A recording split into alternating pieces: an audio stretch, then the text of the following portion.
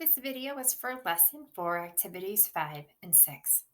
For your exit ticket, this is Activity 5. It says that you are going to compare and contrast the way a written drama, live performance, and a filmed adaptation communicate different information about the characters. This first one right here, number 1, says reflect on your experiences reading a play, watching a live performance of a play you may or may have not done, and watching a movie version of a play.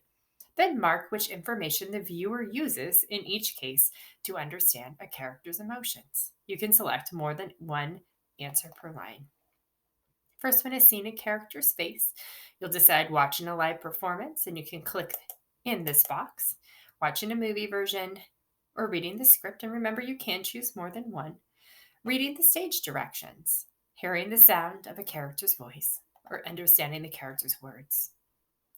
Down below, then, you will briefly explain which version helps you understand the character best and why. You'll click in this box. Decide watching a live performance, watching a movie version, or reading the script. Which way helps you understand the character best? After you are done typing your answer, you will press Hand in and move on to the solo activity.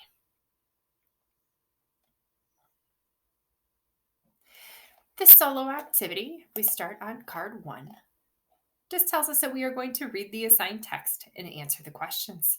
And that's where we will begin right now. We have a scene 2, and we have a conversation between Benita. We have Mama in the scene as well. And we have Asage in the scene as well. In just a moment, when this has a chance to load, I'll read the scene to you and then walk you through the questions that you'll answer afterward. Here we go, scene 2. Benita. Oh my God, this must be Asage. Come on now, honey, you need to lie down and rest a while to have some nice hot food. Hello, Aleo. Hello. Well, come in, and please excuse everything. My mother was very upset about my letting anyone come here with the place like this. You look disturbed too. Is something wrong?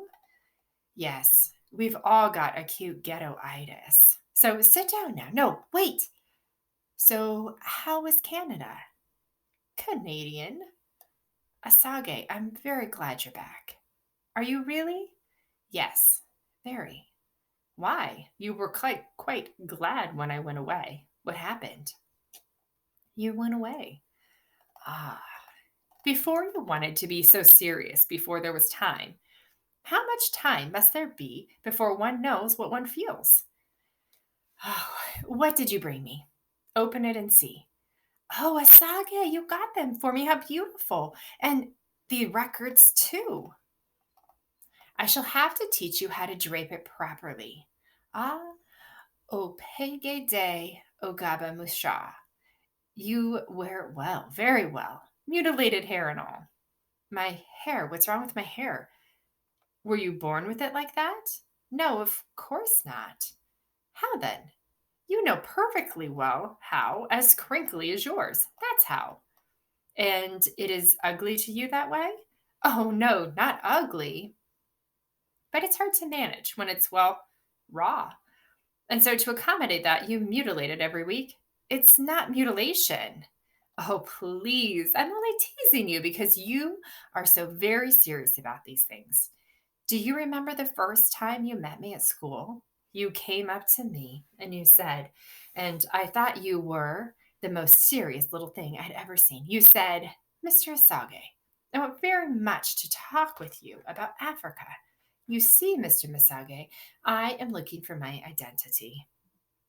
Yes? Well, it is true that this is not so much a profile of a Hollywood queen as perhaps a queen of the Nile. But what does it matter? Assimilationism is so popular in your country. I am not an assimilationist. Such a serious one. So, you like the robes? You must take excellent care of them. They are from my sister's personal wardrobe. You sent all the way home for me? For you, I would do much more. Well, that is what I came for. I must go. Will you call me Monday? Yes. We have a great deal to talk about. I mean, about identity and time and all that. Time? Yes. About how much time one needs to know what one feels. You see, you never understood that there is more than one kind of feeling which can exist between a man and a woman, or at least there should be. No, between a man and a woman, there need be only one kind of feeling. I have that for you. Now, even right this moment.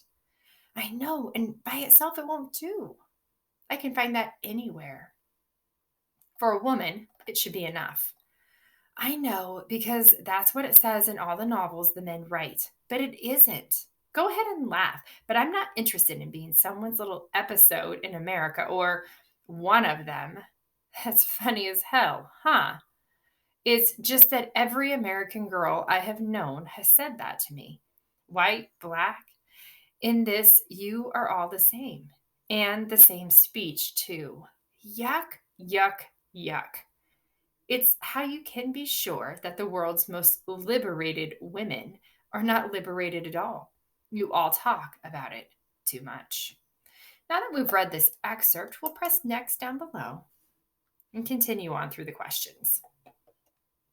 The first question says, who is Asage? You're deciding, is he a friend of the family, Walter's business partner, or a friend of Benita's or Ruth's employer? On card 4, the question says, what makes Asage's gift to Benita so meaningful to her? Do remember as you're scrolling through here that your questions may appear slightly different, and that's okay. Asage's gift symbolizes his wealth. Benita now has a piece of her parents' tradition. Asage has shared the latest fashion at the university, or Asage's gift helps Benita feel a closer connection to Africa. When this does load, you will be able to look back into the text if you need some text support to help you remember. Continuing on, we are now on card 5. This one says, according to Asage, Benita is mutilating her hair because there's a drop down menu right here. Oh, goodness. It's starting taking a very long time to load. A, cuts it often. B, dyes it often. C, changes it from its natural look. Or D, leaves it natural. You can look back into the text in order to find the answer.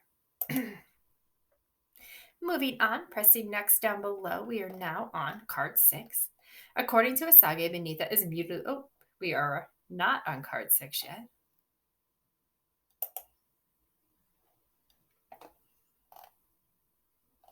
There we are. Now we are in card 6. In this scene, we learn a great deal about Asage. Based on the text, determine which statements are true or false. Asage is from Nigeria. It's a drop-down menu, true or false. Asage is from the Aleo region of Africa. Drop-down menu, true or false. And then Asage is a member of the Yoruba people. You'll make sure you answer true or false for each of these. And then you will press next. Our final card is card 7 on activity 6. The very last one is Asage uses the nickname Aleo for Benita. His best description of Aleo is one for whom bread food is not enough. Why do you think he calls her this? Complete sentences down below. You'll describe why you think Asage calls Benita Aleo. When you are done with this, you will then press hand in, and that will be the end of this lesson.